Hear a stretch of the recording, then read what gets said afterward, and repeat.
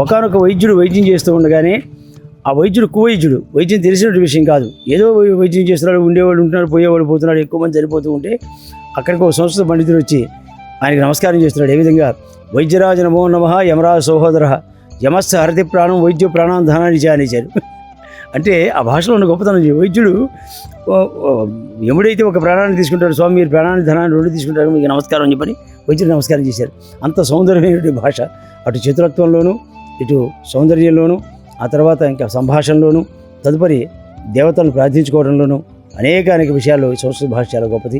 ఈ భాషను ఇంత గొప్పగా ప్రచారం చేయడం కోసం ఉన్నటువంటి ఈ యొక్క ఏకదంతాచార్యుల వారికి ఉదయపూర్వక ధన్యవాదాలు సమర్పించుకుంటూ ఈ యొక్క ప్రచారం అద్భుతంగా కొనసాగాలని, ఈ ప్రచారంతో ప్రపంచమంతా సంస్కృతమయం కావాలని, మన సంస్కృతి యావత్ ప్రపంచానికి ఆదర్శప్రాయమై దేదీప్యమానమై విరాజమానం కావాలని, ఆ విధంగా మనల్ని దీవించమని చెప్పిన పరాత్మను వేడుకుంటూ బాపట్ల జిల్లా కారించేటి గ్రామంలో వేయించేసి ఉన్నటువంటి సీతాలక్ష్మణ సమేత కోదండరామస్వామి వారి యొక్క దివ్య ఆలయ నిర్మాణం కొనసాగుతూ ఉంది.